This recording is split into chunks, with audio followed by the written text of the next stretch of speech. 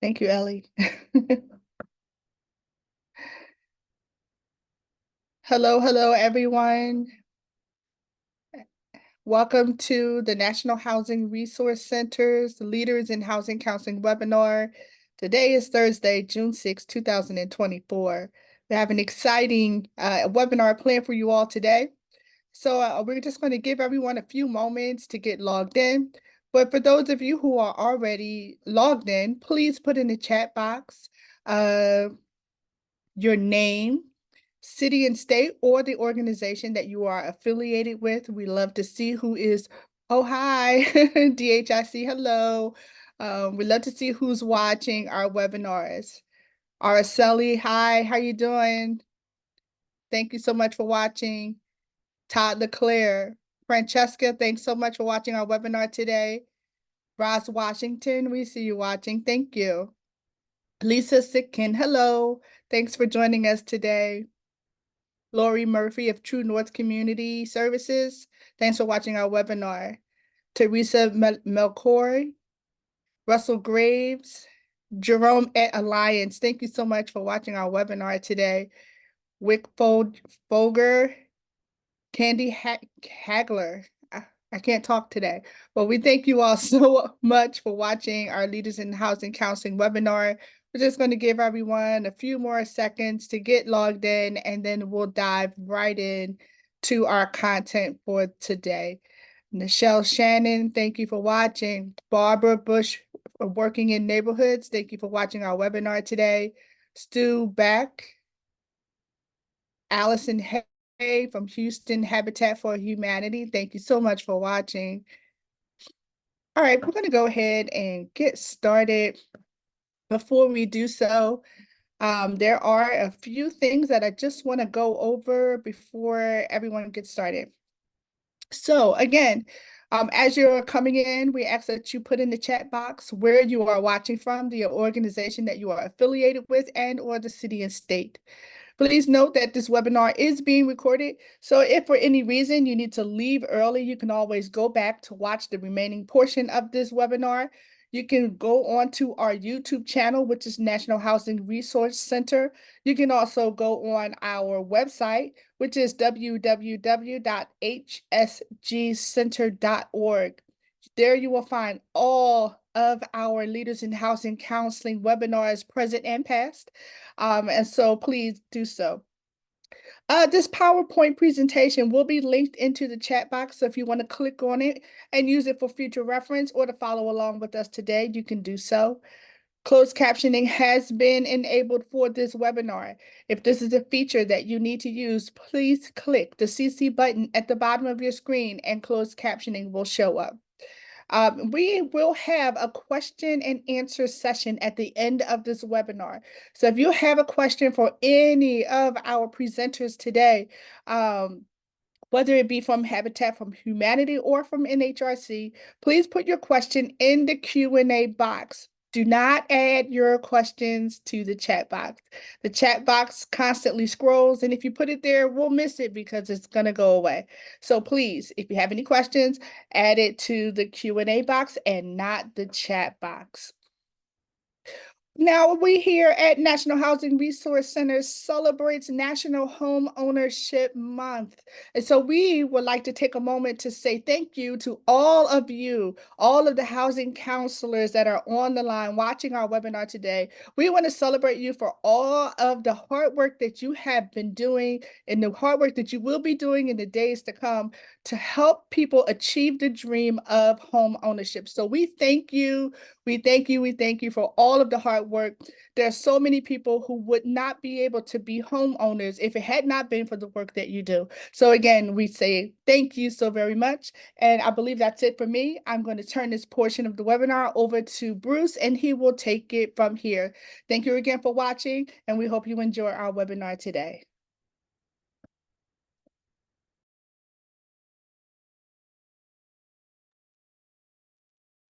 Thanks so much, Ebony. That I think we're very interested in today's topic. So we will do a deep dive with Habitat for Humanity. They're doing excellent cutting edge work on modular housing, and we'll walk through a lot of what their learnings have been. As I'm sure you're aware, they're really one of the largest, if not the largest, affordable housing developer in the country.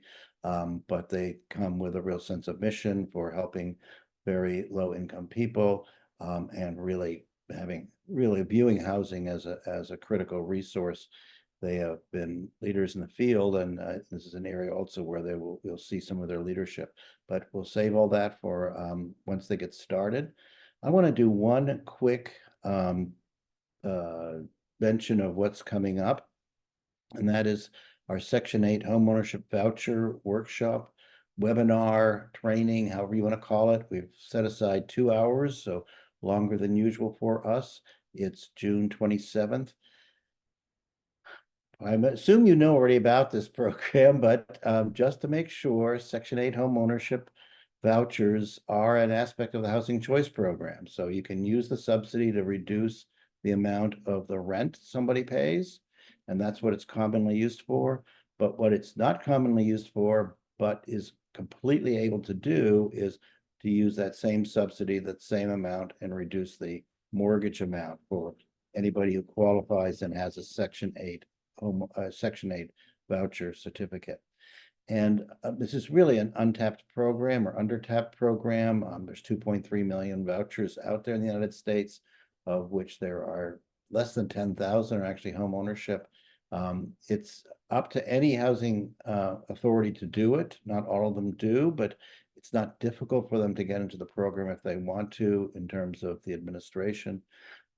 There's a variety of reasons why some participate and others don't, but we have solutions for all that. And we're going to talk about this and how to make the program work. And we're going to walk you through the basics of how Section 8 works, some of the supplemental programs like the Family Self-Sufficiency Program.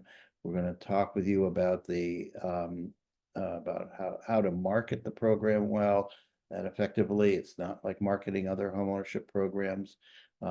We'll also spend some time on how to counsel, how to underwrite. We'll have 3 of the leading groups in the country who are doing Section 8 homeownership counseling, from Chicago, Columbus, Ohio, and from New York State. And we will have a couple lenders talking about how they approach it. This will be kind of a good deep dive. You'll learn a lot of the vocabulary that surrounds all this. The reason we're making such a big push is that this is really one of the very few vehicles for very low income people to become homeowners. It's got tremendous capacity and it's not being used. And our view is that this coming year or two, we will change all that, and the housing counselors will need to be the driving force for it. So first off is we're going to make sure that you all have the skill set, that every housing counselor has the skill set. So we would like to ask that you not only sign up yourself, but get other housing counselors in your organization and in your community to sign up as well, so that we have a strong showing, we have a good base of talent. We'll have David Berenbaum from HUD there to welcome the program and highlight its importance. And we will have Claudia Brienza from the division of HUD that supervises public housing, to talk about what their efforts have been, and a little bit about the scope of the program and the resources they're putting out.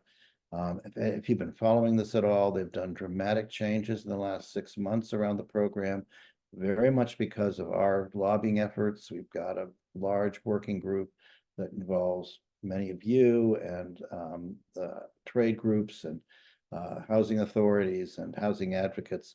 We've been working on this for almost 3 years now, believe it or not. And now we're really at the point where we just need to make these programs work. We're also very interested in the Section 8 being applied in opportunities where there's new housing being built and the really natural fit. And you'll see why we're promoting this, particularly with Habitat today, because they've got some exciting things that they're really thinking about, and this may be a really excellent fit. So I should have posted Christy should have posted the link, and we're counting on you all to jump in on this and spread the word. Let me hand it over to Miss Ivy.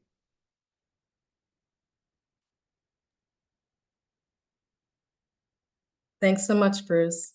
Good afternoon, everyone, and thank you for joining our webinar today.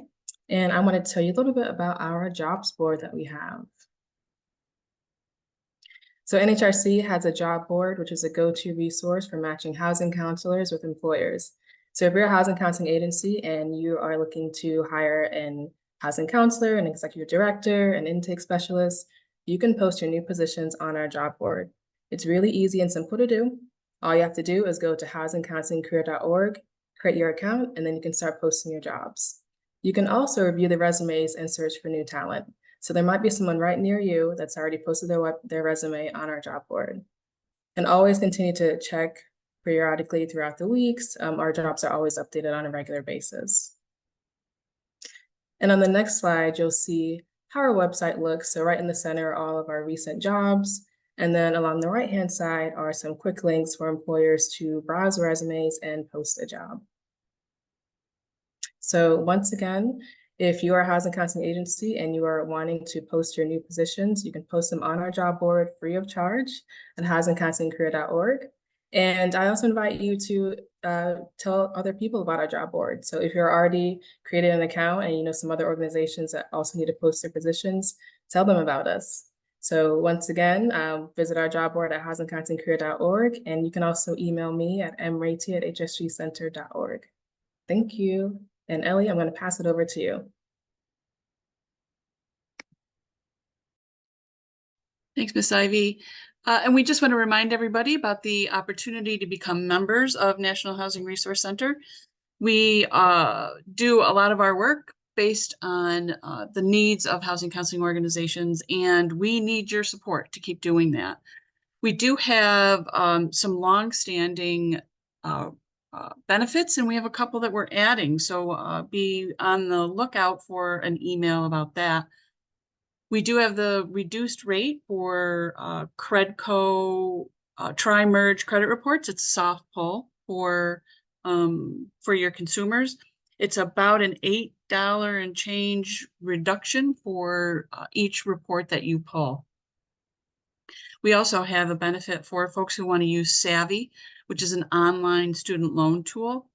And that tool has a lot of free services to help kind of understand what your repayment options are and what you need to be thinking about as far as public service loan forgiveness. But it does also have a really nice option for some one-on-one assistance to help understand the process and help with the application for repayment plans, for understanding public service loan forgiveness and what you need to do, and provides reminders to make sure you get your paperwork in at the time that you're supposed to. And there is a discounted rate for that as well. We're looking at and instituting a reduction for language translation. So this is on phone language translation. It's called Big Language. They've offered I believe it's a 10% discount for phone calls to do language translation. We're using them, and we connected with them because we had heard from the mortgage industry that they were some of the best at understanding mortgage terms and translating them properly.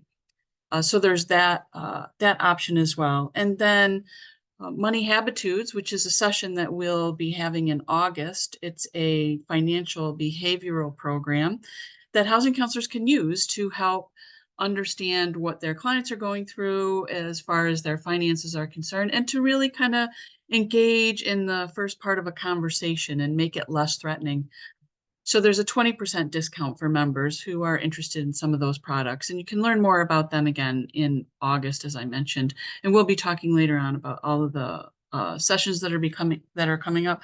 Oh, look at that. Christy put it right into the chat, the webinar for Money Habitudes that you can register for there. And with that, I'm going to hand it back to Bruce so he can get us started.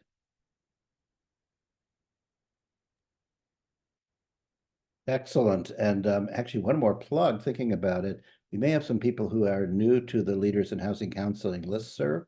So if you want to get notices about more of these webinars, along with all the kind of cutting edge advocacy work that we do and some informational things, please sign up, and hopefully Christy can send out a link to get you registered and add it to the list. So if you're not already on in your housing counseling program or support housing counseling, please feel free to jump on. Okay. Well, I'm really pleased about this. I've been really looking forward to it. And many of you know that over the last few years, we've done a number of things around modular housing and manufactured housing. And most recently NACA, but also Next Step we've had on a couple times. We do think it's a really important part of the affordable housing solutions. Habitat has really stepped forward. As you know, they're doing this work all around the country, and they've looked at where they're doing modular housing and other types of not on-site built housing as a way of reducing costs and bringing in affordability, but also assuring quality. And so I think it's what I've seen a preliminary part of this presentation. I think it's pretty exciting and valuable stuff.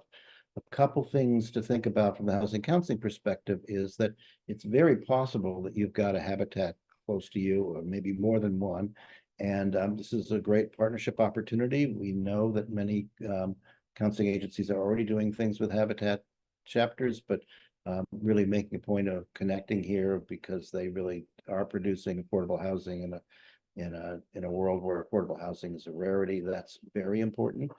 The other thing is, and I should just also do a shout out that Habitat was from the very beginning one of our leading organizations in helping us with the Section 8 working group that lobbied HUD and really worked on improving the Section 8 program. And their people in the field were actually excellent sources of practical information that we have elevated repeatedly because of their work. So very good partners on many areas, and I hope that we will be partnering more in the future. Today we've got Edwin Hensley, who's the Director of U.S. Construction for Habitat for Humanity International, and Amy Unzum, who is a Senior Specialist affordable housing construction, Habitat for Humanity International. Let me hand it over to you, Edwin, and take it away. Awesome. Thanks, Bruce, and thanks to the rest of the staff at NHRC for inviting us here today and giving us the opportunity to share what our U.S. Habitat Network is doing. Most of what you'll learn in this presentation is from some recent research that we have done in offsite production that looked at our network as well as the industry, and we thank our network for participating in that research and providing such critical information. But that's also to say that this is super hot off the press. That research project just ended last week, and Amy and I are giving this presentation for the first time. So we ask for some grace in allowing us to present this and use you all as the test subjects for it. So if you want to go to the next slide, I have some discussion questions that I'm hoping that we can get your brains going in this space and start thinking about things that you may want to talk about in the Q&A portion at the end of our slides. So, you know, thinking ahead, but also feel free during the slide deck to say, oh, this slide I want to learn more about. We can dive into those when we get to the Q&A. But think about how offsite production, especially the use of factory-built modular manufactured homes, may factor into the work that you do. And I know I have some local habitat organizations on the line. I saw the participant list. So for you all as well, think about that. What more do you need to know to make informed decisions? We're going to talk a little bit about what we see as future research based off gaps that were identified in our own research. But I'm curious to hear what you all see as a practical next steps on research. Are you already partnering with local habitat organizations? What can you share about that partnership? If you have a success story that you wouldn't mind sharing in the QA, we love to hear those. We know that there's a few examples of that in the field, but I'm sure there's more that we just are unaware of. And then what future opportunities for collaborations do you see alongside Habitat as we continue to fight the good fight of the affordable housing crisis? So add those thoughts and experience to the chat, or sorry, not the chat, to the Q&A box. Unless you just want to say, you guys are doing so great, maybe you can add that to the chat for us as encouragement.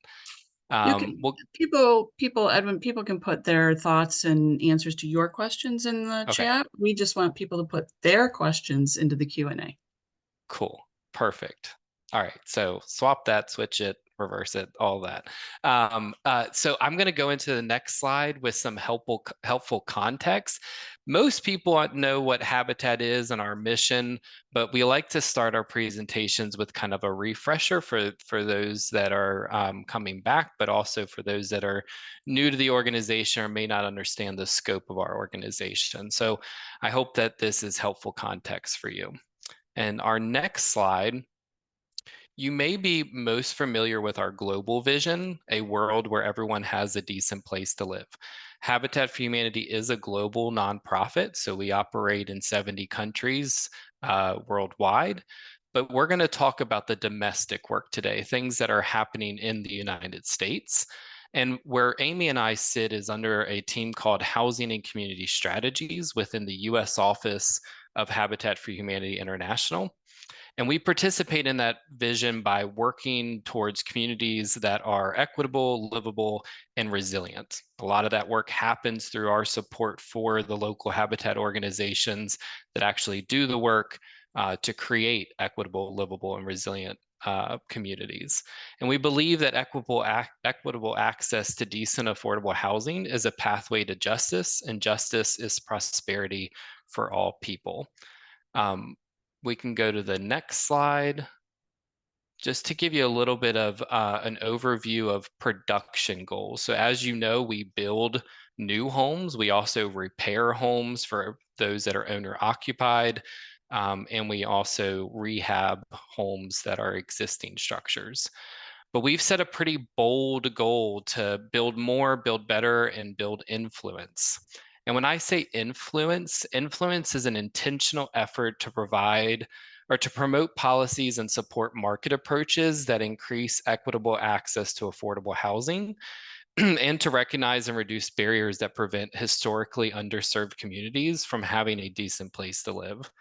Our influence work is actually guided by the communities we serve and informed by their experience in the societies and systems within which they live. So we have a big goal of increasing the quantity and quality of new home production by doubling our production. But we feel that these are both equally important. We also acknowledge that to address the linked national housing deficit and equitable access crisis, we must do more than just build new homes. We must also partner with industry players and influence the market to produce more high quality, resilient, affordable homes. So some of the things we'll talk about today in this presentation will include our research into the quality of factory built homes, because we hold at Habitat quality as the very high regard. So that we're not building substandard housing of the future, that we are placing home buyers in a transformational opportunity. Next slide. So just to give you an idea of our domestic production presence, or our national production presence, the map there on the left-hand side, for me at least, is our local habitat organizations that we call affiliates.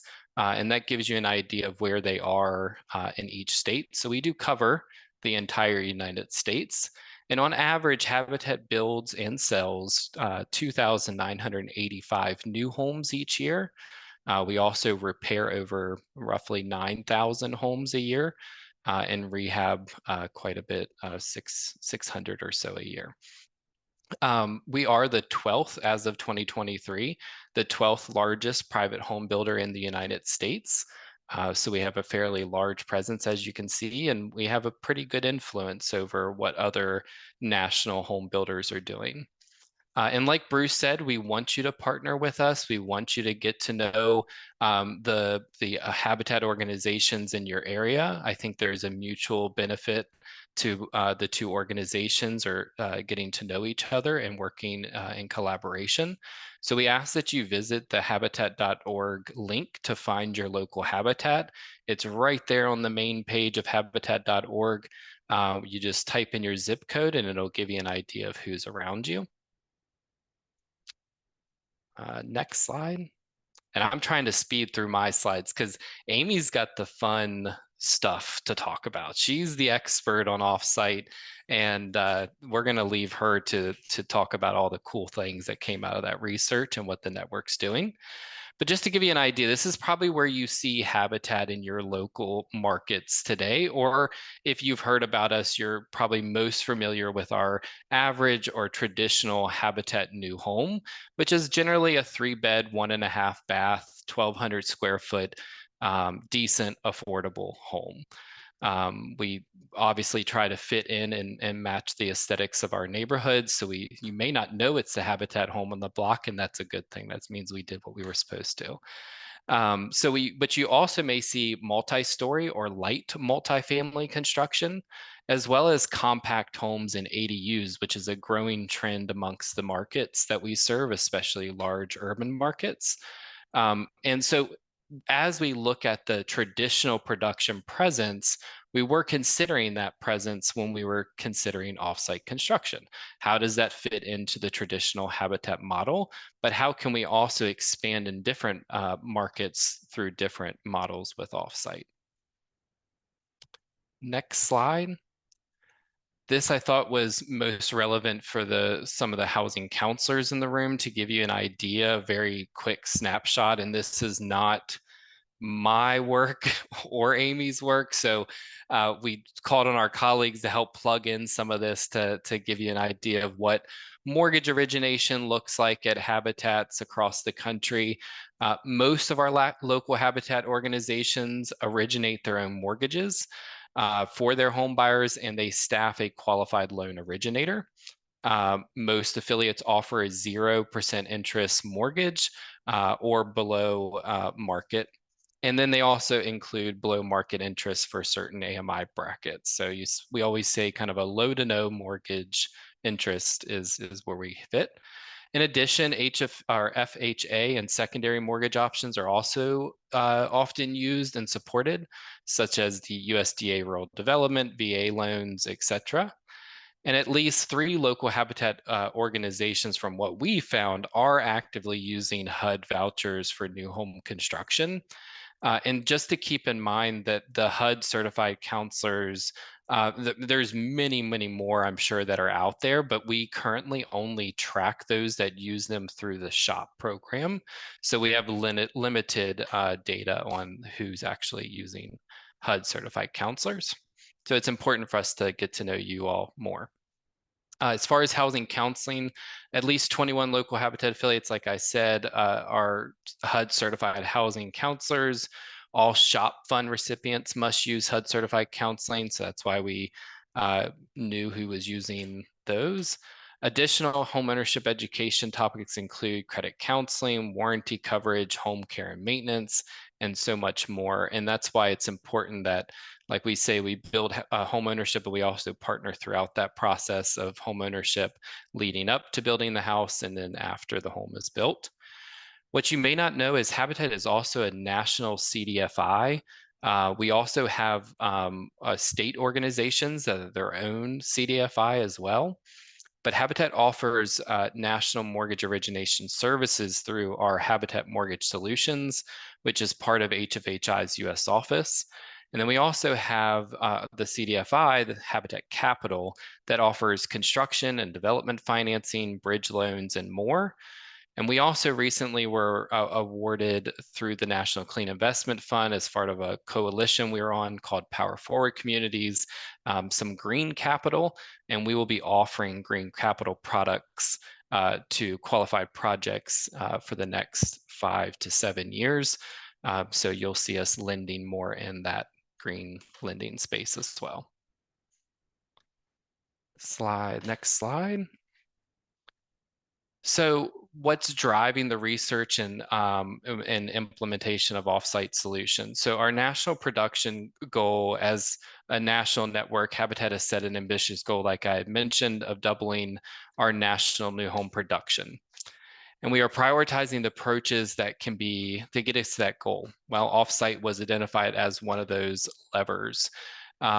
Some of those quotes, we don't expect you to squint your eyes and try to read those, but we wanted to plug them in there for those that can zoom in at a later date. But these folks, these affiliates here actually helped inform a lot of the research and participated throughout, and were highlighted as those that were actually able to double their average home production, and some to the point to the tune of 600% over their production when they were just using stick-built construction. So some really cool stuff within our network. We do think that offsite has a true potential within the Habitat network in the United States, but also we think that offsite production has a potential to impact affordable housing nationwide, not just at our organization. So we hope that you can share some of these learnings that you hear today with others in the affordable housing space that you work with on a daily. And I'm going to pass it now over to my colleague, Amy, who's going to get into the fun technical stuff, dig in real deep into the research, and also brag a lot about the wonderful work our network's doing every day. So thank you. Thanks, Edwin, and hello, everybody. Thank you for having me. My name is Amy Anselm. I am the Senior Specialist for Affordable Housing Construction here at Habitat International. And I've been following this topic for about 3 years now within our network of those local Habitat affiliates, just learning from the folks who are learning from those early adopters, and connecting folks together that have similar work and similar goals. In short, it has been a lot of fun, and I have learned so much. One of the most important things that I've learned, unfortunately, is that there is a ton of confusion on this topic. What are the different products? What are the differences between the products? And even the folks who are in this industry will often use some of these product terms interchangeably, but there are very real and very important differences between these factory-built house products that we're going to talk about. So before I get into the really fun deep dive, I want to make sure that we're all on the same page about using the terminology that's most helpful. So let's take a look at the next slide, and we'll start with a really high-level comparison of the 3 most common and potentially most impactful factory-built products. So the first one that we're going to look at is what we call modular housing, and there's a million different ways we can define all of these different terms, but for this purpose, I want everybody to consider modular homes exactly the same as you would think of a traditional home that is built on a job site. Because while the process is different, these modular homes happen to be built in a factory. They're built to the exact same or better building code. And we'll look a little bit more at that building code question in a second. These modular homes are classified as residential dwellings, just like those traditional on-site homes. They're supposed to be appraised, and they have been shown to appreciate the exact same as traditional homes. And they have the same financing and mortgage products available. Basically, we're learning the same development strategy. So how you produce whole, subdevelopments or neighborhoods. You can use basically the same development strategies that you would use for traditional on-site construction. So of course, there's nuance within that. There are some differences, but again, for a high-level summary, in your mind, think of modular homes as basically exactly the same as a traditional on-site home that just happens to have come from a factory.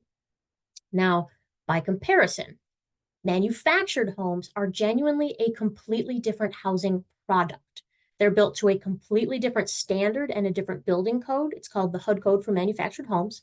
And these are a completely different classification of housing. They are manufactured housing, not residential dwellings, and that has big implications later down the line.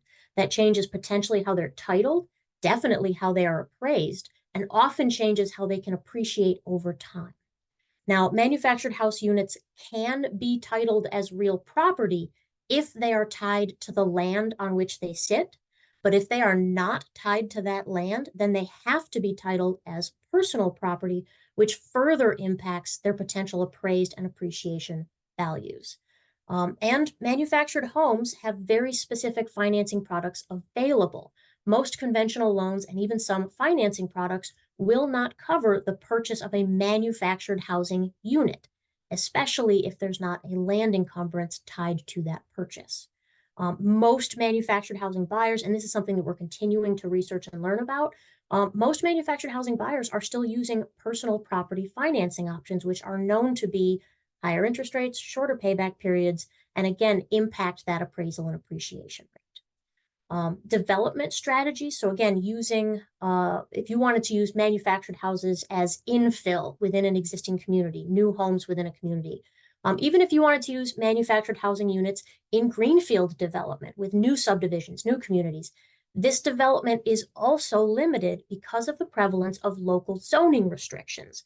Many jurisdictions can and do simply say you can't put specifically manufactured housing in this area.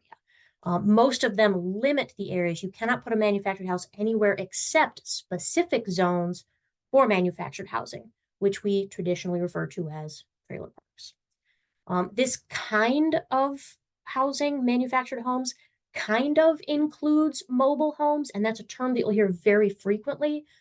Even I sometimes slip up and use mobile home and manufactured home interchangeably, but they are actually, again, very different products, and it's based on age and quality, because before 1976, there was no HUD code. There was no quality assurance standard for something that was meant to be a house that existed on a trailer and was meant to be moved.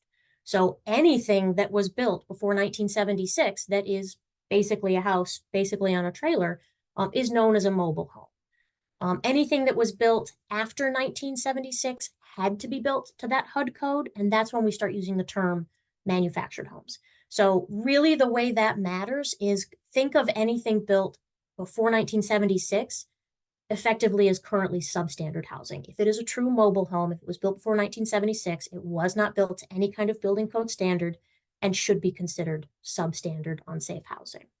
Again, anything built after 76 is what we call that manufactured home. And then just for fun, to continue to kind of muddy the water, there's this whole new product, this new gray area that's called cross-mod, or what we're calling a HUD Code Plus home. Now, cross-mod is a branded term. It was launched by MHI, which is a manufactured housing industry group. And it was launched specifically to overcome some specific barriers to increasing the use of manufactured homes. I'm heavily paraphrasing and overgeneralizing, but basically, the manufactured housing industry and banks got together and said, we would both really like to make these products more available to more people. One of the big barriers is banks are very risk averse when it comes to manufactured housing. How can we overcome this barrier? So cross-mod actually stands for cross-modern, but it is very commonly thought to mean cross-modular. And a lot of folks think that cross-mod is a cross between manufactured and modular. And I'm doing everything I can to help get rid of that idea. Cross-mod homes are still absolutely classified as manufactured homes because they're built to that HUD code as a base. Now, they do have some HUD code plus opportunities, some specific requirements, but again, those requirements are specifically to open up financing options. So for example, specific federally insured mortgage products through Fannie and Freddie.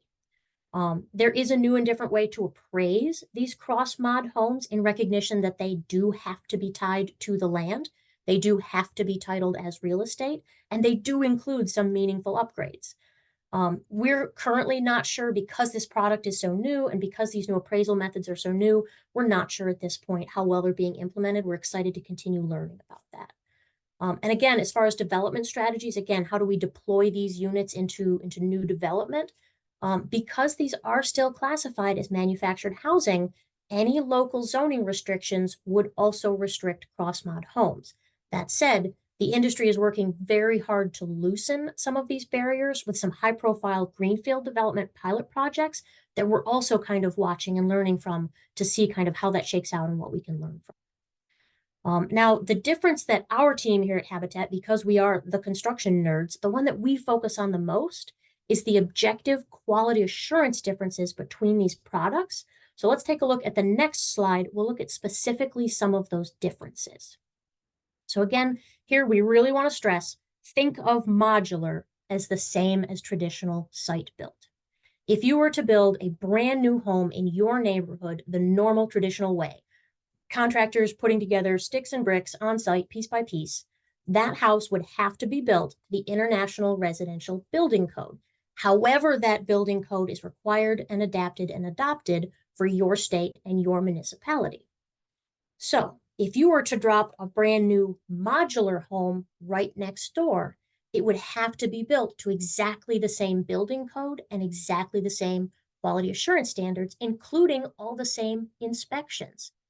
It just happens to be built in a factory.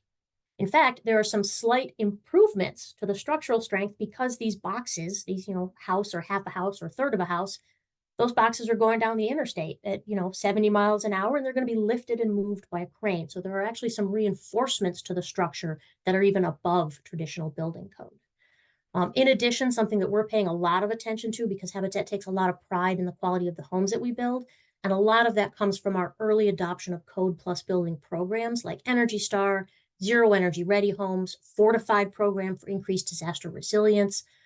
All of these kind of branded programs build on top of that IRC, that residential building code. And so again, to heavily paraphrase, it's basically easier to apply these programs to modular homes because of the code that we're starting with. Plus, the demand from consumers in this particular bracket is higher. Folks that are buying modular homes, they are slightly more expensive than the manufactured side, and those buyers have a little bit more room to say, and also I want to make sure it's Energy Star. Also, I want to make sure it's fortified. Now, of course, there are logistic challenges to verifying and certifying these modular homes to these programs. But the encouraging thing is that many factories have overcome those challenges, and many more are actively working on it, depending on that consumer demand.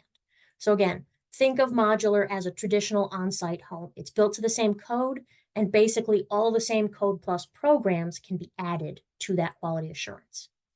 And again, we'll compare that to manufactured homes, because again, we cannot stress this enough. They are built to a completely different building code, that HUD manufactured home construction and safety standards. Now, one thing to remember is that this is a federal standard, and it supersedes any local building codes, which means if a local area, they can still say in its zoning laws, we're not going to allow any manufactured homes. But if they do allow manufactured homes, they have to accept the manufactured homes as they're built to this federal HUD code. They cannot require any additional things of the home itself as it comes from the factory. Now, many areas do have additional requirements for how these homes are installed. So their foundation systems and how they're attached to the ground underneath them, they may have specific requirements for that. But even then, what we call permanent foundations is very different when we're talking about manufactured homes versus those traditional on-site or even modular homes. And again, and I'll own this pretty openly, our team is pretty biased towards IRC being a better code. As builders for a few decades each, we're more familiar with this code, but it is also objectively more progressive because it is updated every 3 years, whereas the HUD code historically is updated every 30 years. And IRC is also more adaptive. For example, your state or your local municipality has updated the base IRC code specifically for energy requirements specific to your climate region. And that level of adaptation is not part of the HUD code, not to that degree. Similarly, the way that common Code Plus programs are applied to manufactured homes, similar but different, right? You may see HUD code homes marketed as Energy Star, and that's probably true, but remember that Energy Star is different for manufactured housing. And I try really hard not to undermine the quality of manufactured homes. To be clear, these are good, decent homes, and they can absolutely be transformational homeownership opportunities if placed and installed and supported under specific adaptive conditions. So we're not trying to undermine the quality of manufactured housing, but it is critical that everyone understands that they are different. And again, and I'll try and speed up this kind of boring technical part, but last, we do want to look again at those cross-mod products, because again, we want to emphasize cross-mod is a manufactured house. It is built to that HUD code.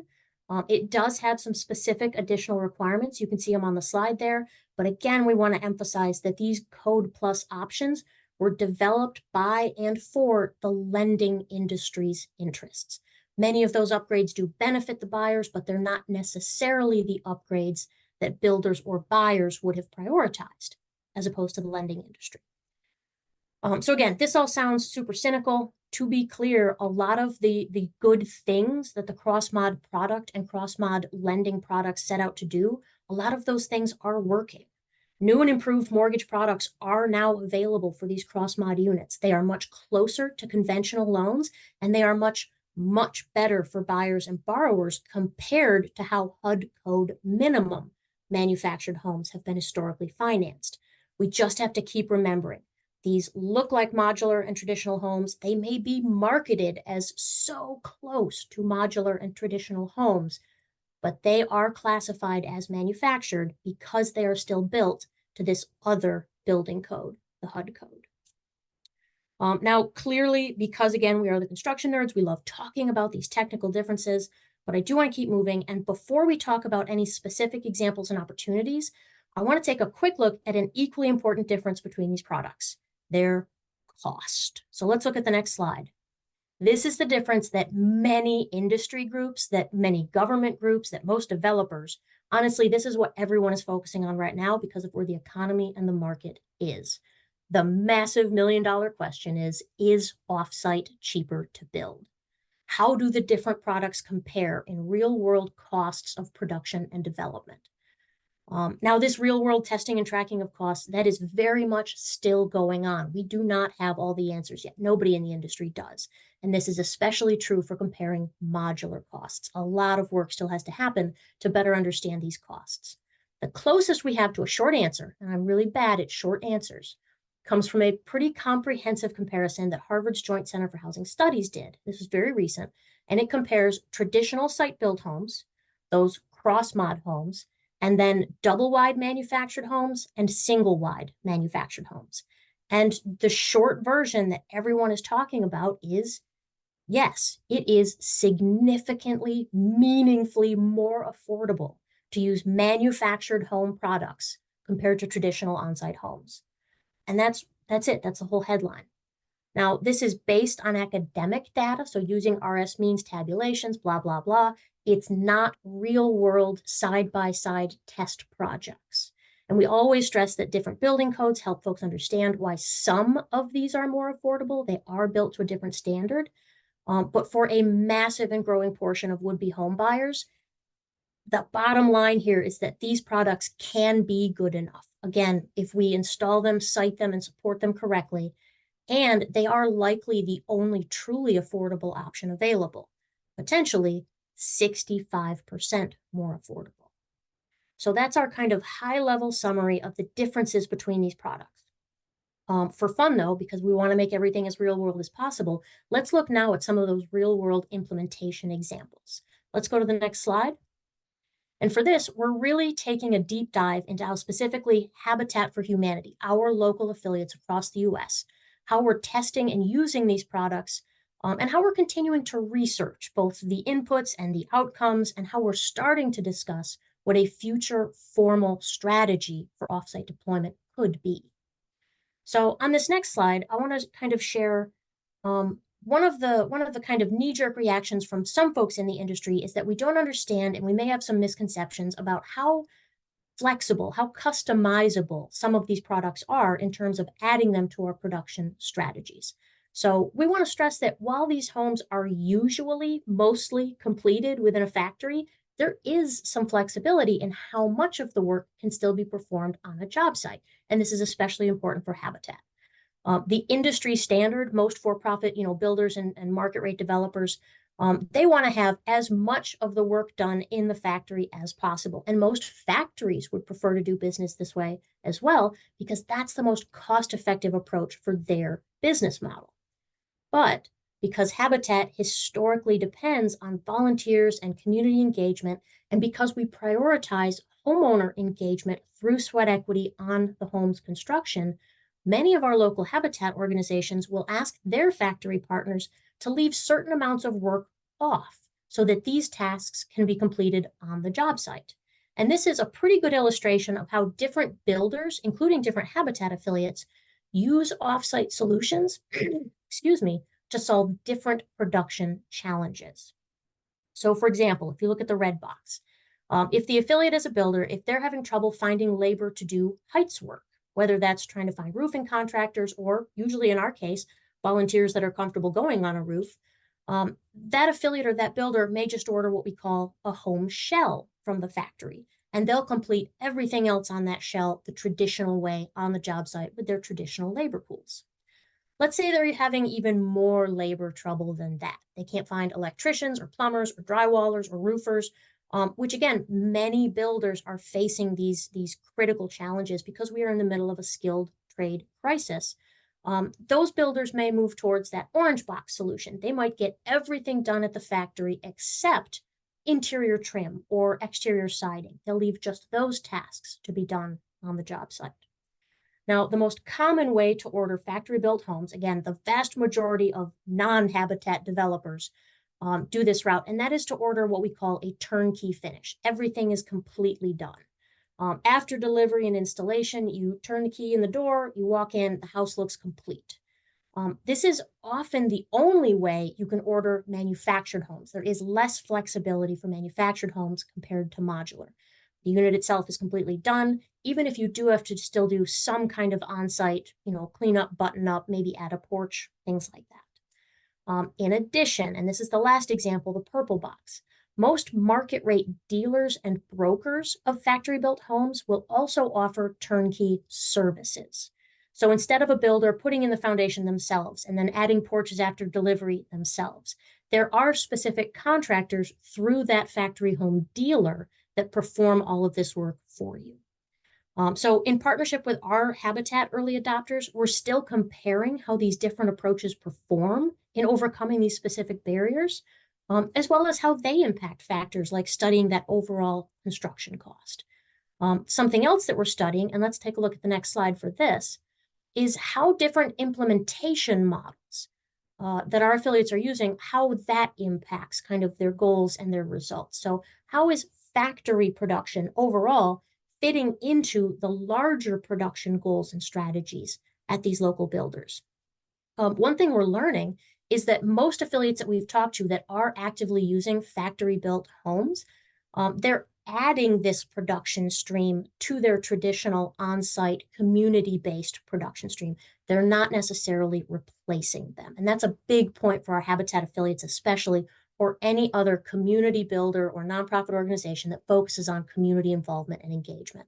Most folks are using factory-built production within Habitat to increase their overall production rates by adding an additional production line. So these are some examples of how, again, specific affiliates are overcoming specific challenges with different deployment rates. So for example, an affiliate that is struggling to serve rural communities may use offsite as a situational solution. They found a lot and they found a partner family, but they don't want to stretch their supply lines. We're going to use a modular home in this case as a situational solution. Again, a lot of folks are doing what we call additive production, adding a whole new line of production to their existing model. Some affiliates, because again, land is not getting cheaper and they're not making any more of it. A lot of affiliates that are hesitant to make the jump to increased density, such as multifamily development or larger greenfield development, are using offsite factory-built homes as a tool to make that jump. An interesting trend that we're also just starting to follow is what we're calling aggregator models. And that is where, we recognize, we're learning from our affiliates, you do need to know a lot about factory-produced housing and development strategies in order to do it. And that can be its own capacity barrier at an affiliate that hasn't done this before. There is a lot to be said for the fear of the unknown and the cost of the learning curve. So we're following some really groundbreaking affiliates that are acting as aggregators. They are the expert in this space. They've been doing offsite production for a while. They've got really good partnerships with local factories, and they're adding their capacity to these other affiliates that are interested. They may be doing bulk purchase agreements. They may be acting as a formal dealer or broker. So basically, they're able to expand everyone's capacity by sharing their experience and service in a very formal way. We're very excited to continue learning, especially about that particular model. Now, I do want to kind of go back really quickly to that question of cost, because again, no matter how much we want to talk about how great these products are, how much we'd love to implement them, how much we could increase our production, at the end of the day, there's a bottom line, and the bottom line is how much does it cost? Can we make this pencil? So let's take a look at the next slide. One of the really exciting things we learned, again, as we continue to partner with our Habitat affiliates that are blazing trail in this work, is again recognizing, if you think back to that chart I showed earlier that was the cost comparison, that was again strictly academic. We are pulling hopefully accurate numbers out of an RS means spreadsheet, and we're guessing that they're basically accurate. Some of our Habitat affiliates have done real world testing side by side, different development models, different levels of finish, different floor plans, infill development versus greenfield development. And by tracking the actual real world total construction costs, can now compare each of these different tools to figure out for each new development, for each specific situation, which of these potential solutions is the most cost effective for each situation. Now, this is a great example of something that Habitat is kind of a niche operator in this sense. There are not a lot of builders right now doing this level of cost comparison. And again, it's something that we are very excited to continue learning from. And I just want to highlight here again, in this affiliates example, over time with multiple different methods, they did demonstrate a 20% cost savings using one specific modular production model compared to their traditional on-site volunteer-centric construction. And I think we could all do a lot with 20% cost savings. Let's take a look at the next slide. We've talked about a couple specific examples of how local Habitat affiliates are implementing offsite. I think it's also really compelling to look at the scale of implementation. As Edwin mentioned, again, we are a massive federated model across the entire US. We have 1,021 individual US affiliates right now. And of all of those folks, the little blue circles on this map are the number of affiliates in each state that are currently actively using some kind of offsite development, either modular or manufactured housing. And then even more compelling, the green circles are those affiliates that have said, we are very interested in this. We are seriously considering using factory-built homes in the near future. So this not only tells us kind of the overall scale of both use and interest, but it's also really interesting to start to identify geographic trends where, you know, in the look at the mid-Atlantic, for example, it's kind of a hotbed for both use and interest. Up in the Great Lakes region, we can see some centralized interest and use there. We can also begin to use this to overlay where are some factories that are already partnering with Habitat that we could even have a better partnership with, and where are some factories that we could potentially reach out to. They've expressed interest in it. So again, this is not yet exhaustive. This research continues to be ongoing, but I think the scale of use and interest is its own compelling point. I want to look at another map that kind of has a compelling point we want to emphasize. So let's look at the next slide. Because this is getting into a little bit of a new topic, certainly for me. I'm not the expert in this space, but something that is an increasing importance for the federal government, for affordable housing developers, for anybody in the climate resilient space, and of course, for financiers and lenders. So we wanted to take a quick second to look at what's called the Justice 40 Initiative. And I'm going to read the slide, and I apologize because, again, I'm not the expert in this space. The federal government has made it a goal that 40% of all federal climate, clean energy, and affordable and sustainable housing and other investments, anything that flows through the federal government on those topics, 40% of it has to flow to disadvantaged communities that are marginalized by underinvestment and overburdened by pollution. To visualize that, right, a DAC, a disadvantaged community, they provide all the guidance to identify which communities are, and basically, if it is, let me see here, if it is a light yellow, and I know nobody can read the legend except me, a light yellow section, those are all of the areas in the US that are served in general by a Habitat affiliate. Somewhere, someone at a Habitat affiliate is serving that specific area. Now, the darker orange is the area served specifically by Habitat affiliates that is located in a federally designated disadvantaged community, which means we know that federal funding is going to be targeting many of these communities, and our affiliates are well positioned to continue to support these communities using this federal funding. The last box, the dark gray one, is a disadvantaged community that is not served by a Habitat affiliate. And we want to emphasize that for this audience to identify if any of these are your communities, how you might partner with other folks in those areas to both access these incoming funds as well as to better serve those communities. Again, the big takeaway here is that for all of the fun new funding acronyms, right? IRA, NCIF, GGRS, SFA, all the fun funding acronyms that have rolled out in the past few years, there will be a ton of funding. 40% of it has to go to disadvantaged communities, and Habitat intends to exceed that goal. We intend to spend more than 40% of that funding specifically in these communities. So how does this relate to offsite? The shortest version of the answer is, in order to spend down this funding and serve these communities, we need to increase production. In order to increase production of new homes, we need to start using new tools to do so. And offsite is one of the tools that is best positioned to help us do that. So let's take a look at that next slide. I mentioned this in passing, but this is like our last little map slide. One of the things that we're learning, again, as we continue this research, is that how we are able to serve rural communities is changing. As it gets more expensive to build in urban areas, while the property may be more affordable in rural areas, sometimes it is almost impossible to find labor in those rural areas. And a builder that is centrally located is going to have a lot of trouble stretching their supply lines from what is probably a high-cost urban area way out into some of these outlying rural communities. And we do not want to leave these outlying rural communities behind. So again, the map on the right here shows, just roughly speaking, these are kind of estimates.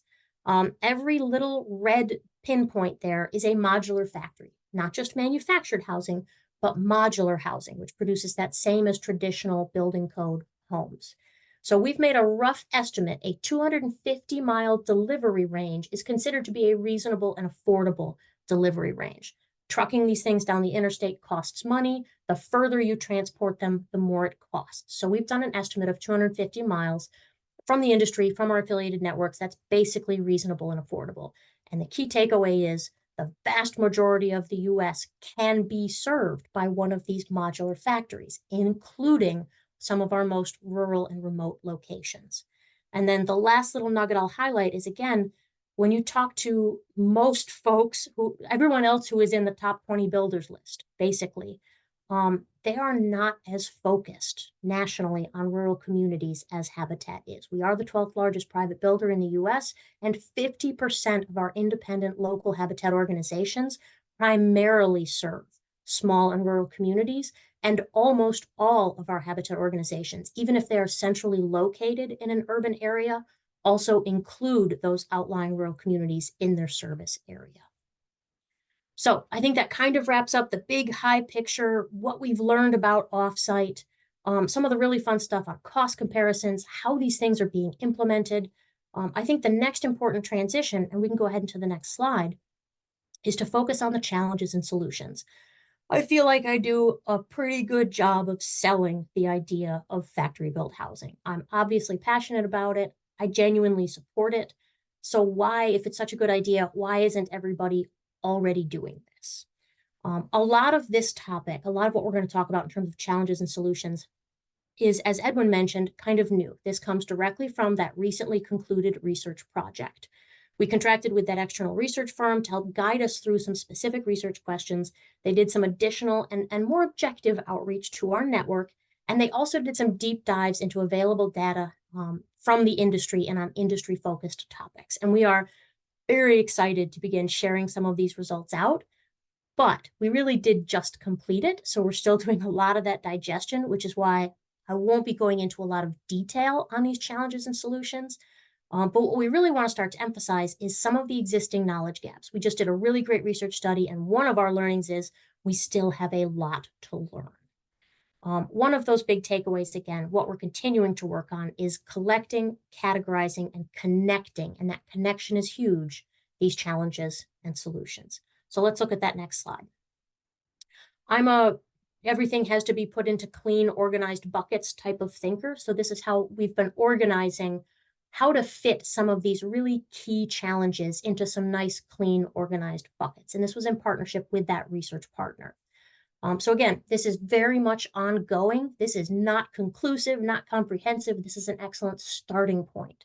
What we're learning so far is that there's basically 3 big buckets for the types of challenges and barriers that are facing any kind of offsite production strategy or increased implementation of factory-built housing strategies. And this is, again, from an implementation perspective, because that's what our team and this specific research focused on. So here's what we're learning. Policy, and this is in red for a reason. If we think about the things that are easy to change versus difficult to change, often policy changes are the most difficult. So there's basically 3 things that we've learned so far that fall into this bucket. We've talked a little bit about how those local planning and zoning exclusions can be a barrier for manufactured housing deployment. What we've also learned is that those exclusions shouldn't apply to modular housing development, but often do get applied to modular homes because someone somewhere or many people in multiple places don't understand the difference between manufactured and modular. So this is a great example of it helps to split these challenges into buckets, because what we learned there is what we thought was a policy barrier is actually a perception challenge. We don't have to change that policy. We have to update the perception about it.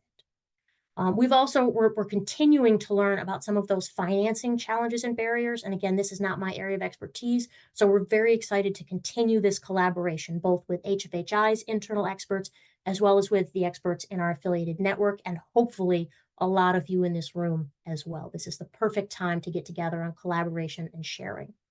One kind of fun nugget that we learned, we kind of suspected, but was definitely confirmed, was that we have our own internal organizational policy barriers to expanded production and use and affordability. Habitat has its own very strict quality assurance standards for all new homes. Again, we're very proud of our reputation. We do build better homes than the average builder. I have no reservation saying that, and I know most of the affiliates in the room would back me up because I've seen their houses.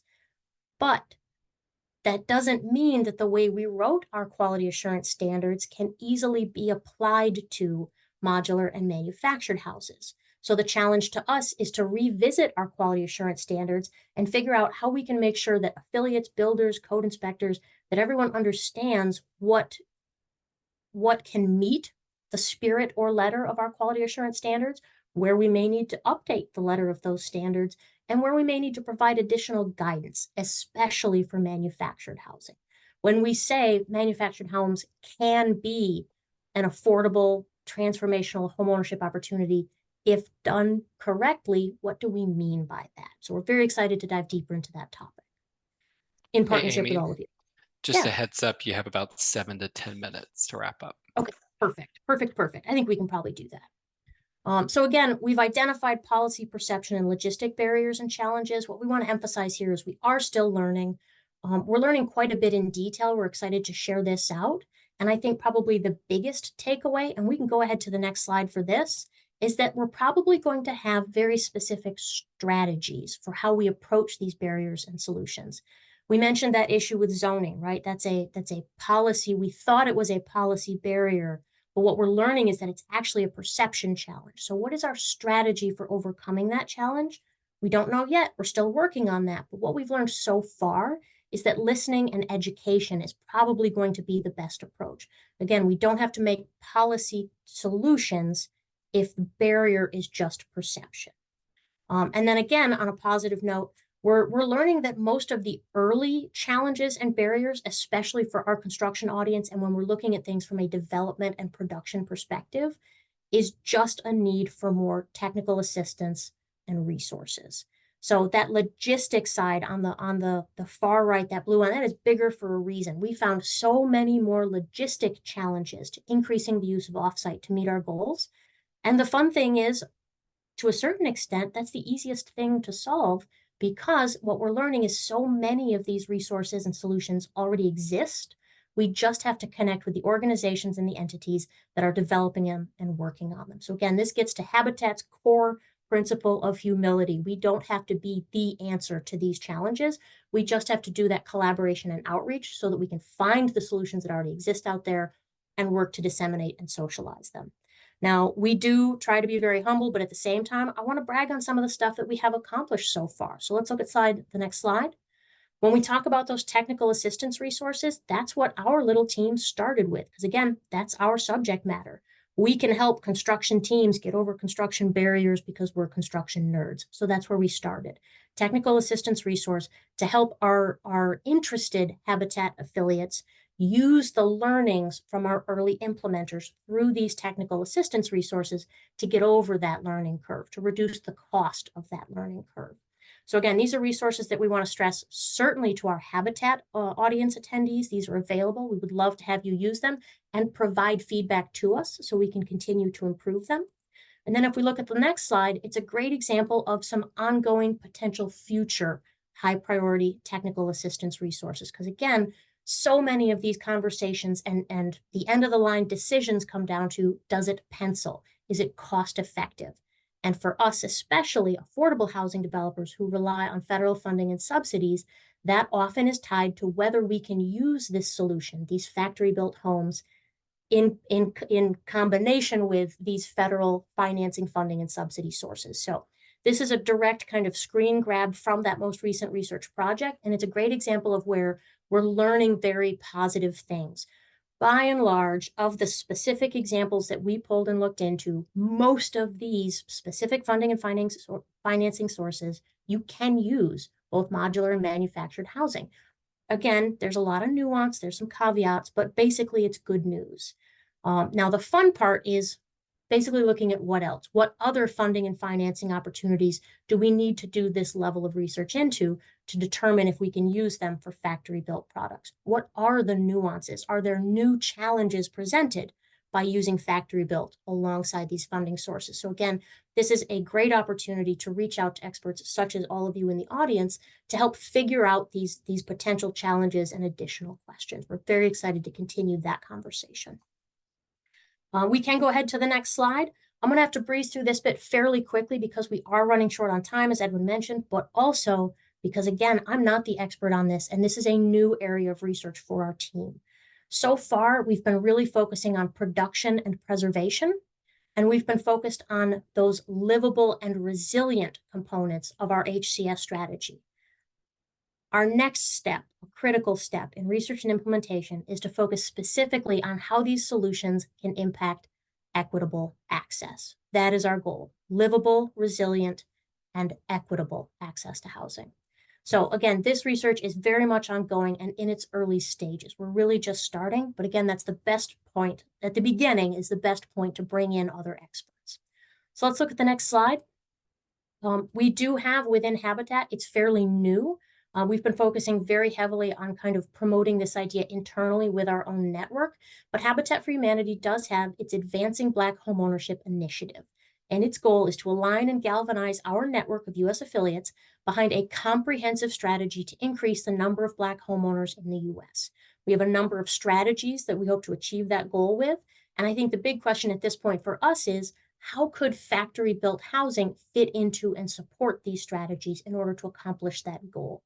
So far, again, early stages of conversations and research, it seems to make sense that if we can promote the use of innovative and successful practices to support equitable development, so the creation of new and the preservation of existing homes, well, then we can increase Black home ownership. So how does factory housing fit in? Again, most folks agree, not everybody, but most folks agree that one of the key barriers to increasing the number of Black homeowners in the U.S. is the actual housing affordability and housing stock prices. There just aren't enough homes for everyone to compete for. And so when you're using a system that is prejudiced, those who are prejudiced against are at even worse disadvantage. So if we increase overall new home production through factory-built products, and we utilize all of these other strategies to specifically emphasize equitable access, we can hopefully achieve that goal. An additional strategy that, again, we're just starting to learn about and flesh out, still very much in the early conversational stages, is how could this potentially increase housing preservation? So when Habitat uses that term, we mean existing housing stock that is either not decent or not affordable. So how does factory-built housing factor in? We mentioned, that the difference between mobile homes and manufactured homes is how old they are. And if they're built before 1976, they really ought to just be considered substandard, unsafe, unaffordable housing. How can we begin to replace that housing with new, decent, affordable homes? Let's take a look at the next slide. Again, I have to really breeze through this, and that's okay because I'm not the expert. In the version of the slide deck that we've shared in the chat, you can follow the link to the actual experts who put out this study. But what we're learning, and this is not surprising, is that the system is and has been inherently prejudiced against BIPOC buyers. We're looking into the different loan products that are often and historically used, like the huge differences between the long-term cost, risk, and often predatory nature of the personal loans that are used for manufactured housing. And again, those have historically been more accessible to Black buyers compared to those more conventional and more affordable loan products. Black buyers have also been systematically excluded from all financing options, and those who were able to secure personal loans on manufactured homes, they may have been able to purchase a home, but likely at much higher interest rates with much shorter payback periods, and again, on a home that is not building equity for that partner family. So again, I'm going to breeze through these next couple slides. You can look through them on the PowerPoint deck if you're so inclined for a deeper dive. We would love to continue these conversations, but I want to go ahead and skip forward, Ebony, to slide 32, which is the future opportunities for manufactured home replacement. Because again, I'm with Habitat, so it's got to be all about us. Sorry. One of the really cool things we learned recently is how many affiliates have come to us and said, we would be interested in mobile home replacement programs if we had support, if there were funding opportunities, et cetera. So again, this is an area we'll continue to learn. Another fun thing we're starting to learn is the number of states and other entities that have dedicated funding available to subsidize mobile home replacements. So again, this is an area for future research and collaboration. We're very excited about what could come to pass in terms of researching and supporting these types of ideas. But I'm pretty sure I'm well past my time at this point, and we do want to make sure there's plenty of time for robust question and answers. So we can skip ahead, Ebony, to slide 34. The last thing I'll plug is we want to emphasize that there's a bunch of different things, a bunch of different people, a bunch of different strategies, a bunch of different resources that all have to come together. All of these inputs have to be there for us all to get to the goal of equitable access to transformational homeownership. So I think the biggest discussion question that I'll launch the entire audience, you can throw it in the chat, or we can use this discussion space, is what can we do together? Let's say in a perfect world, to call it back to Bruce's idea, right? How can you all as an audience help with the HUD voucher program? How can Habitat affiliates be the developer for new home production? Who can we rely on for owner buyer support? Are you able to bring that case management to the table? There's a lot of really fun conversations about the future of this topic in collaboration with each other. So with that, I will finally stop talking. We want to open it up to questions and answers, and I'll refer to Edwin to kind of help facilitate that. Great. Thank you both so much for this really informative session. I want to take the opportunity as the facilitator to ask the first question. And Amy, could you please repeat the definition that you gave us of cross-mod? Absolutely. And we can go back to that slide if that's helpful as well. Cross-mod is a manufactured housing product, so it is classified as manufactured housing, but it has some HUD Code Plus additions. So for example, steeper roof pitches, drywall throughout the home. It does have to be permanently tied to the land and titled as real property. It has to have some on-site additions like an attached porch or an attached garage. So while it is a better investment for the lender and genuinely a better home for the buyers, it is still classified as a manufactured home, which does reduce its lending options and does potentially, we don't know this yet, could potentially impact its appraisal and appreciation. that part's very much ongoing research. Okay. Let's see. So there's a few comments that people made to Edwin's questions. I'll get to those after the questions, okay? Can you go into more detail on the cost comparison with the Habitat for Humanity affiliate experiment? I saw that the contractor built house came in the lowest cost per square foot and the volunteer built house came in the highest cost per square foot. This is one of my favorite examples, mostly because at the time, the ED of this affiliate was a data nerd. So his studying all of these costs was exciting in its own way. But this is a great example of where each affiliate situation may be different. So what this particular ED did was he started with kind of the easiest, we're going to start using home shells because that's the least different from what we're currently doing. It's less scary. It's easier to integrate into our system. And then he broadened the horizon. What else can we do? Can we have more done by the factory? Is that more cost effective? Is it most cost effective to do a turnkey? Now, while he was doing this kind of testing and narrowing it in, at a very practical level, what he did was make the jump from building one home every year to building 6 homes every year.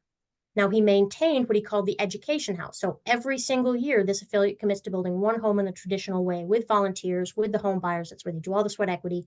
But in the meantime, 5 other homes are going up around them using these different modular models.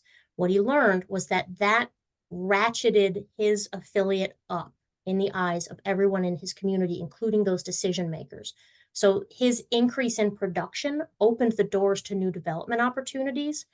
Opening the doors to development opportunities meant he needed even more tools in his toolbox.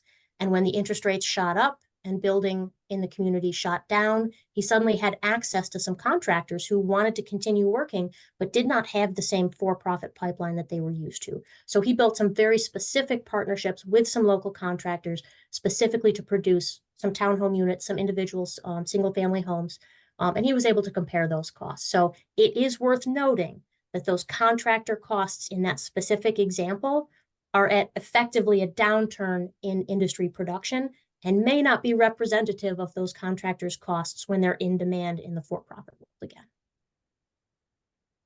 Okay. What happens when you're, and the person who asked the question said, understood. Thank you for clarifying. What happens when your service area is more than 250 miles away from the factory? Well, that's a very specific answer that may need a very specific question that is likely going to need a very specific answer. So it's going to depend on where you are and what those close factories are. Generally speaking, and again, I'm vastly overgeneralizing, there's a couple different ways to get cost efficiency when you're ordering from a factory. One way is the closer you are to the factory, the more affordable it is per unit to ship that factory.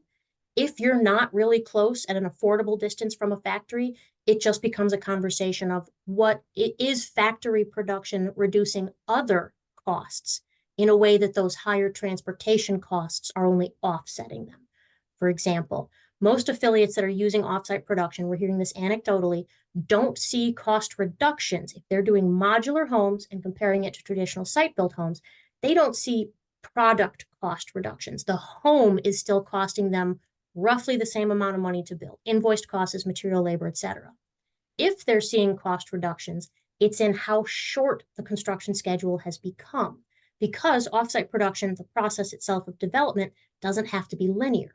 Traditionally speaking, I'm going to build a house. I've got to buy the land, scrape the land, dig the foundation, do all the permitting. Then I can start vertical construction, and it goes from there.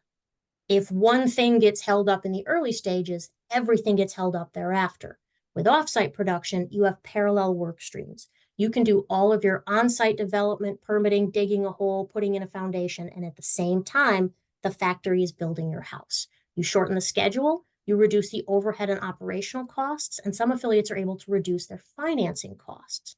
They're holding a financing loan for less time, so they're paying out less in interest. So again, lots of different strategies for cost reduction.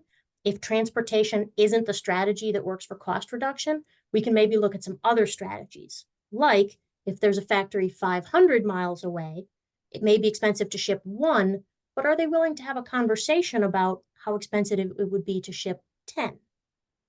These are things we're very excited to continue learning. We don't yet have those answers. Great. What is the average time for a family to close the process in a program like this? I'm so sorry. I cannot provide even a general answer to that. It depends so much on our local habitat's specific schedules, processes, etc. I'm sorry. Okay, this one is a question. I think they're asking about the PHA. I'm not quite sure. The Public Housing Authority. I'm not quite sure. But the question is, our organization handles Section 8 housing choice vouchers, but doesn't and won't provide services to use it for purchasing a house. How can we change its mind? So I'm not sure whose mind we're trying to change, but I don't know if maybe Bruce wants to speak a little bit to this question.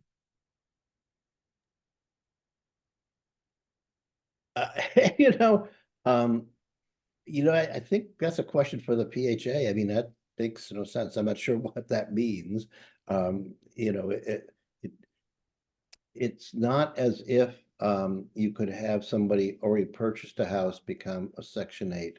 I guess you could apply for Section 8 and be a homeowner. Maybe that's the possibility. But this is so remote. All I could say is that PHA should look at their model and re-examine it, because they're really missing a big opportunity. And I know that, Bruce has been taking information from different areas about whether or not the PHA is using the housing choice vouchers for home ownership, and offering some suggestions for how to work with your PHA. But the big thing, right, is that your PHA has to have it in their plan. And if they don't, that's what you need to start working with your PHA about. And one of the things that we are working on is what are some of the benefits of allowing the housing choice voucher to be used for home ownership.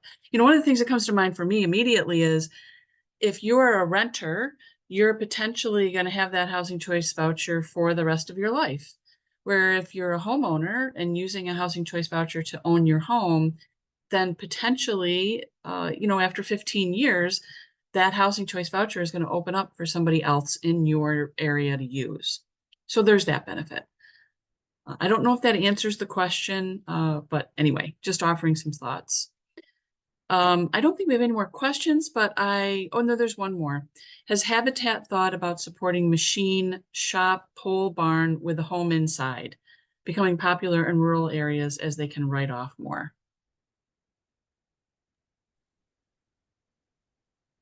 I think I might need more clarity on that one. Do you mean like what we're calling barndos, the barndominiums, where it's a pole barn style structure, but used as a dwelling? So I don't know, and if they come up with a follow-up, I'll report it.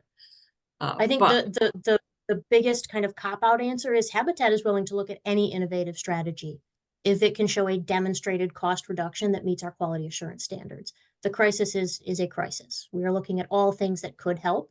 We're currently focusing on offsite production because in the few years we've been studying our affiliates implementation using this, it's the one that currently shows the most demonstrated impact to increase production while maintaining quality. Are there any other Habitat affiliates who have tracked costs of their site-built homes versus modular homes beyond the ones you highlighted?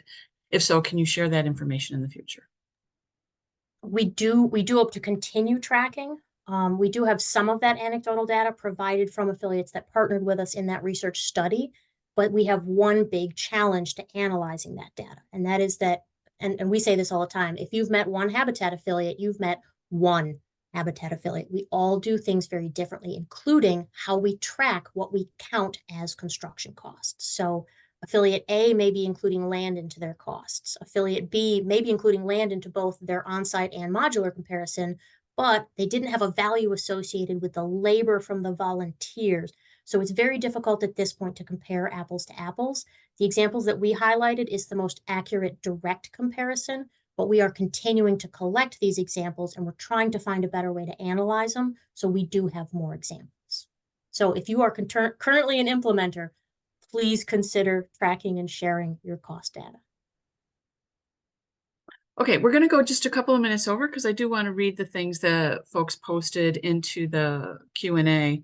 One person who put something in the Q&A put it into the chat, Dan McCauley, so you can actually read it there. But the other one is from Russell Graves in New Jersey, who says he spent 4 years on the local habitat board and ended as the board president at the end of my term.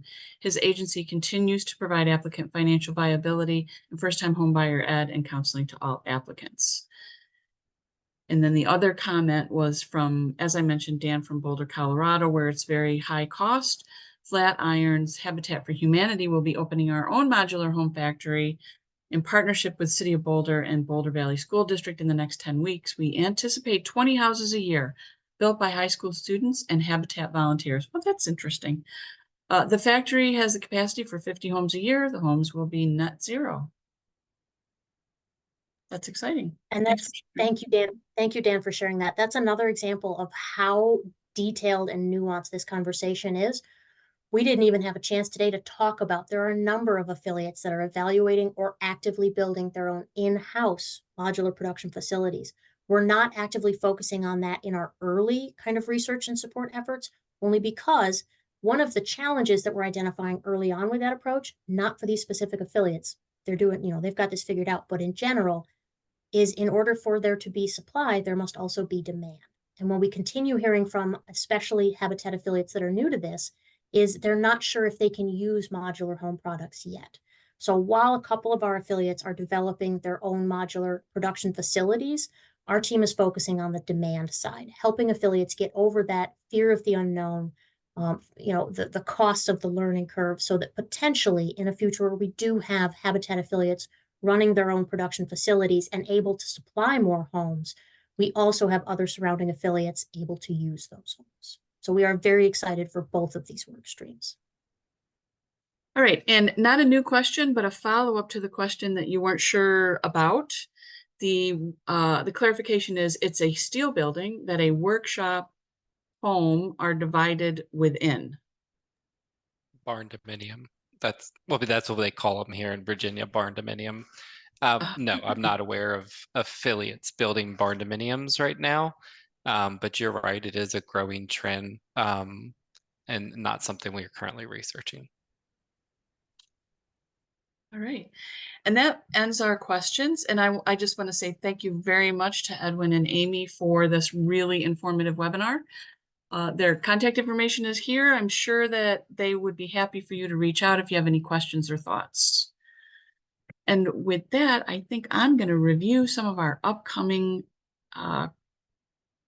webinars. Yes, I am. Here we go. And Christy will put into the chat the links to all these different webinars.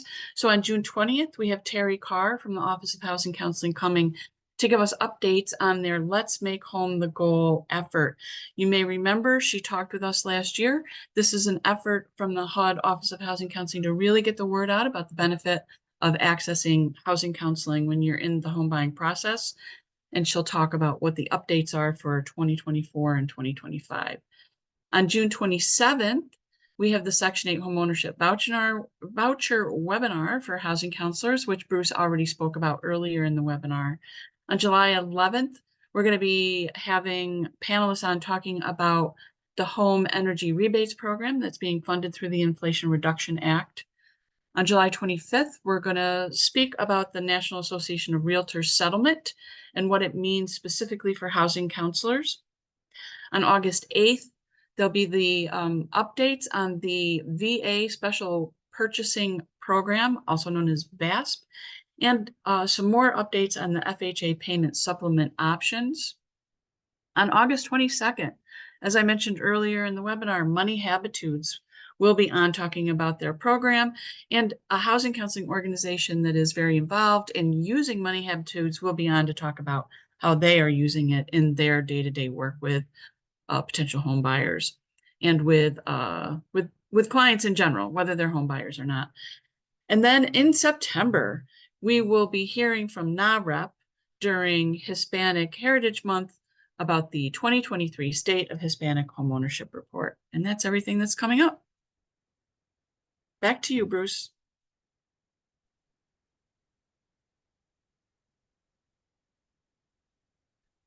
Excellent. And big thanks to Edwin and Amy and the whole Habitat team. And let me just say on the things that you'd like to work together, there's a bunch of things that jump out at me on the list. And I think if you're looking for a capital stack, we definitely have lenders that we're working with that may be interested. I mean, there's a variety of things that we should look at and do a deeper dive in. So hopefully in the future we'll have more partnerships with Habitat coming up. Did you want to chime in on anything, Edwin? I was just gonna say yes. We look forward to it. I think this was a great connecting opportunity for us to be able to share, but also through developing of this webinar, we had a lot of great opportunities to talk about future opportunities for partnerships. So I look forward to having those conversations in the near future. Great, excellent. All good. So with that, just a quick reminder about joining the National Housing Resource Center. We need your membership. That's how we support the work we're doing.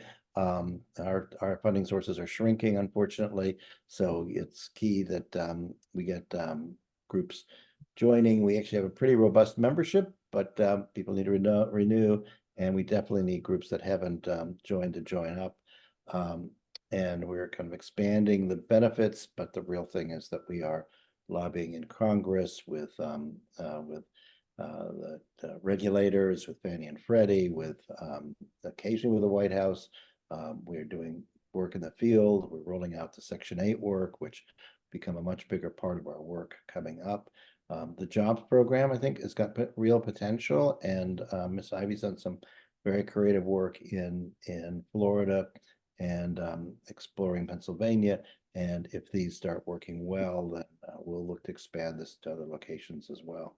So lots of things, and the jobs work is all about creating people who join the housing counseling field as housing counselors and are certified. So we're interested in making your work and your opportunities easier and more effective in a world where, it's not easy work, and we understand that and want to help it.